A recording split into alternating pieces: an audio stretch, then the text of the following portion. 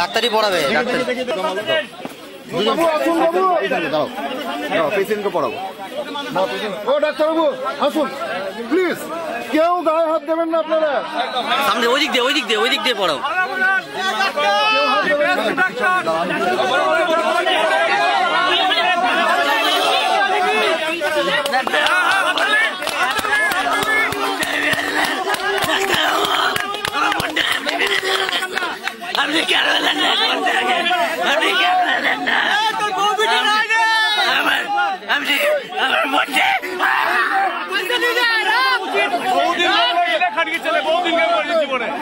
তোর যদি পিটি থাকে তোর পিটিও মরবে,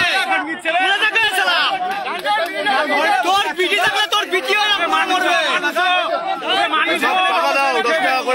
বললাম তো তোর পিটিও মরবে। একটা জীবন লিখে মরে থাকে যেন আবার লজ্জা থাকলে ডাক্তার ছেড়ে দেয়। বডি তুলবে বললাম তো, লজ্জা থাকলে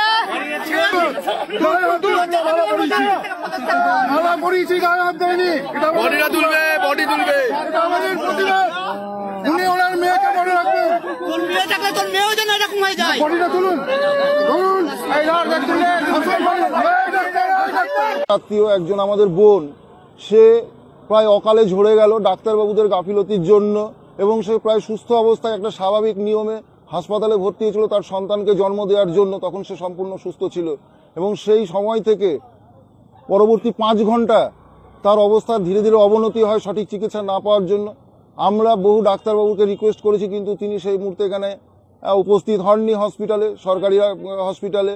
এবং পরবর্তীকালে আমরা জানতে পেরেছি তিনি পয়সার জন্য নার্সিংহোম অ্যাটেন্ড করেছেন। হ্যাঁ, আমরা সেটা জানার পরে আমরা তো ক্রোধান্বিত হয়েছি, আমরা আইনগত ব্যবস্থা নিয়েছি, কিন্তু আমরা জানি প্রাণটা ফিরে পাবো না। আমাদের প্রতিবাদের ভাষাটা একটু অন্যরকম হওয়া উচিত। আমরা যারা সরকারি দপ্তরে চাকরি করি বা হাসপাতালে বা বিভিন্ন দপ্তরে আছি, আমাদের প্রত্যেকের কিন্তু একটা জিনিস মনে রাখা উচিত যে জনগণের পয়সায় আমাদের মায়নাটা হয়, এবং সেই জনগণের যদি ক্ষতি হয় তাহলে সেটার জন্য তারা উত্তপ্ত হবে। কিন্তু আমরা কেউ তার গায়ে বা কোনো রকম নোংরামি বা আইন হাতে তুলে নিইনি। আমরা ডাক্তারবাবুকে একটা অভিনব পদ্ধতিতে ডেড বডির সামনে মালা পরিয়েছি, এবং যে পয়সার জন্য নার্সিংহোমে তেনারা যান তার বিনিময়ে আমরা যে যা পেরেছি 10 টাকা 5 টাকা তার হাতে তুলে দিয়েছি। তিনি এইভাবে আস্তে আস্তে বড় হন, এবং আগামী দিনে আমাদের বক্তব্য হচ্ছে যে মানুষ এগুলোর প্রতিবাদ করুন, আইনটাকে হাতে তুলে না নিয়ে, কারণ যে চলে গেছে সে আর ফিরে আসবে না।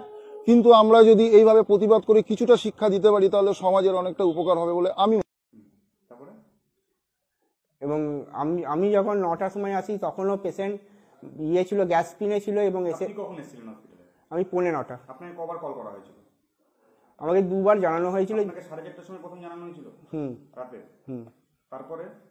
তারপর আমাদের না 6:15, তারপরে 8:20-তে। এতক্ষণ আপনি কোথায় ছিলেন? 4বার যে আপনাকে কল করা হলো, কল বুকও দেওয়া হলো, আপনি এই সময়টা কোথায় ছিলেন? আপনার তো অন ডিউটি হাসপাতালে থাকার কথা, আপনি কোথায় ছিলেন? এবং পেশেন্ট যখন আমাকে কল বুক দেওয়া, আপনি কোথায় ছিলেন ওই টাইম পিরিয়ডটা?